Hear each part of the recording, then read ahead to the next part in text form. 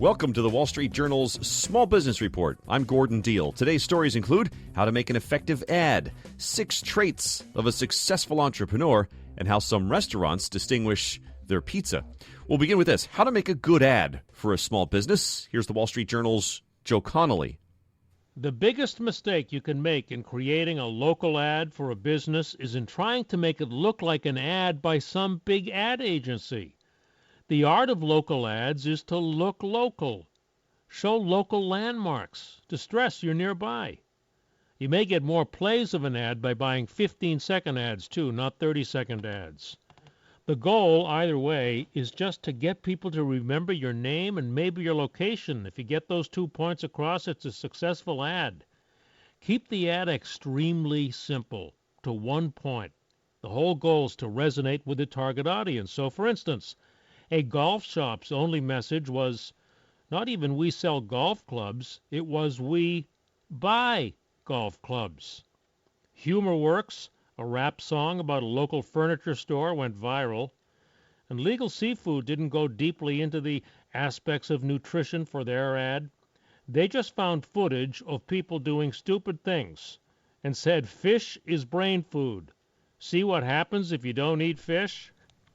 I'm Joe Connolly for the Wall Street Journal. Thanks, Joe. Speaking of food, how legit is your pizza? Something to consider if you own a pizza shop or restaurant that serves it. An increasing number of pizzerias and pizza makers are getting certified as authentically Neapolitan. Some see it as a mark of quality. Here's Market Watch reporter Charles Passy in New York. Charles, who does the certifying? Well, there's a group called, the short initial for it is VPN, but it basically stands for True Neapolitan Pizza. Pizza does come from Italy, but over the years in America, we've kind of made it our own thing.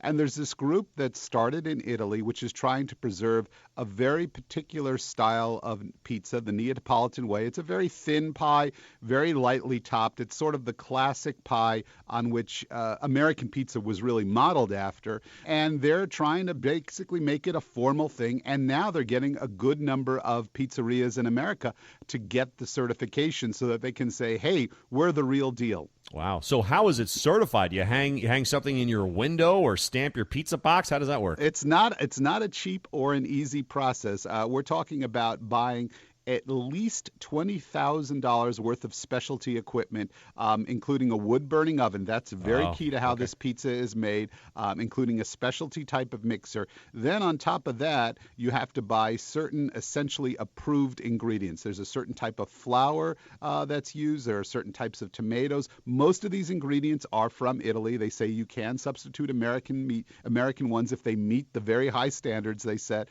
So you have to keep buying the ingredients. And then on top of that, you have to be trained in everything from how to crush the tomatoes to how to do the dough, how to prepare the dough, how to essentially roll the dough. I mean, they really describe this like an art, as if you were a sculptor, like as if you were the Michelangelo of pizza. All right, thanks, Charles. Market Watch reporter Charles Passy on certifying your pizza as authentically Neapolitan. Coming up next, the traits of a successful entrepreneur.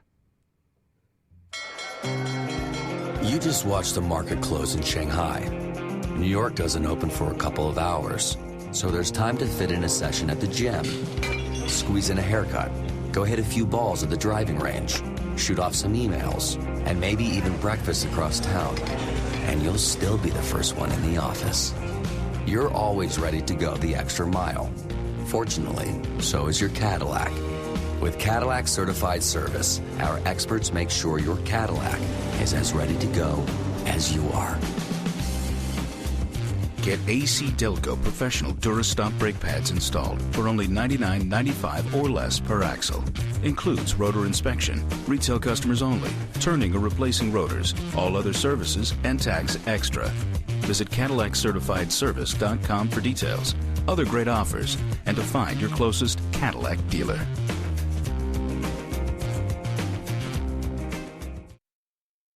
Well, young employees sometimes hit snags in their relationships with their office mentors, but there are ways to salvage the relationship. There's no need to panic over a missed deadline or a slip of the tongue. Wall Street Journal reporter Charlie Wells has some tips. Charlie, what's happening here? I think that it's a lot of, young, especially millennials who are just entering the workforce, and they kind of don't have the perspective of a lot of seniors. So let's say you're 1 or 2 years into your job at a really big firm, and all of a sudden you get a curt reply back from, a boss maybe 3 or 4 levels above you.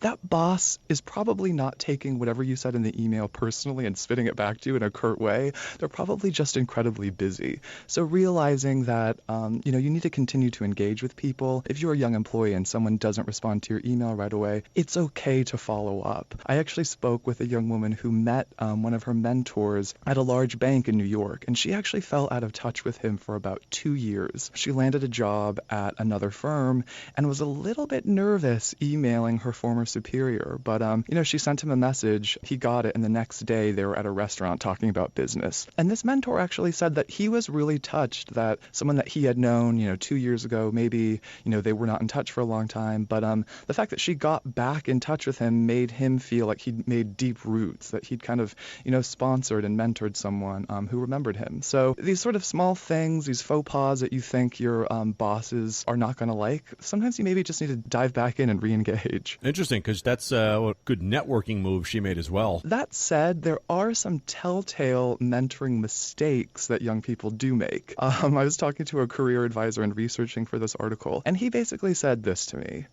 What can a 23-year-old offer Sheryl Sandberg? And what he meant by that was just realizing that your relationship with your mentor is probably going to be quite lopsided. So you can't offer the CEO of your company big deals. You can't give them, perspective on how to time the market or that sort of thing. But what you can offer them is, not as big, but it could be perspective on what 20-somethings in your city are doing, or, maybe kind of new technology tips that this person might not know. We're speaking with Wall Street Journal reporter Charlie Wells about advice for employees who might have hit a snag in the relationships with their office mentors. Some of this falls, or maybe a lot of it falls, in the mentor's lap, correct, in terms of fostering that relationship and pressing, as you said, that 20-something to say, hey, tell me about, what relates to folks in your age group out on the street, for example. Exactly, that's so right. So it's all about kind of, from the mentor's perspective, posing the right questions and sort of realizing that, maybe this young person doesn't understand exactly how everything, works at the firm, but,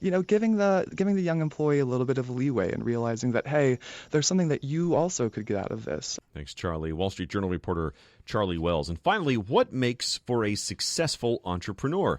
Here's a list of 6 traits from Jenny Q. Ta, CEO of Squeegee.com, a site designed to help people and nonprofits monetize their profiles. First on her list, confidence. This doesn't mean you can't have moments of doubt, but it does mean you can't be overwhelmed by them. Second, self-motivation. If you need constant kickstarting, your chances of success are greatly reduced. Number 3 on her list, tenacity. You can't let the first real challenge take the wind out of your sails because there will be plenty of others. Fourth, understanding of your own limitations. A good entrepreneur is a good leader, and a good leader knows when to listen to others. Number 5, a healthy disrespect for the rules. Entrepreneurs are willing to cross lines that some people are not. Last one, willingness to fail. A budding entrepreneur who is not willing to risk it all when the rewards are great enough is unlikely to ever reap those rewards. Again, the list from Jenny Q. Ta of Squeegee.com. If you want more on small business topics, trends, and startup ideas, check out WSJ.com and click the Small Business tab. You can also get small business tips by following me on Twitter with the handle @GordonDeal. I'm Gordon Deal for the Wall Street Journal.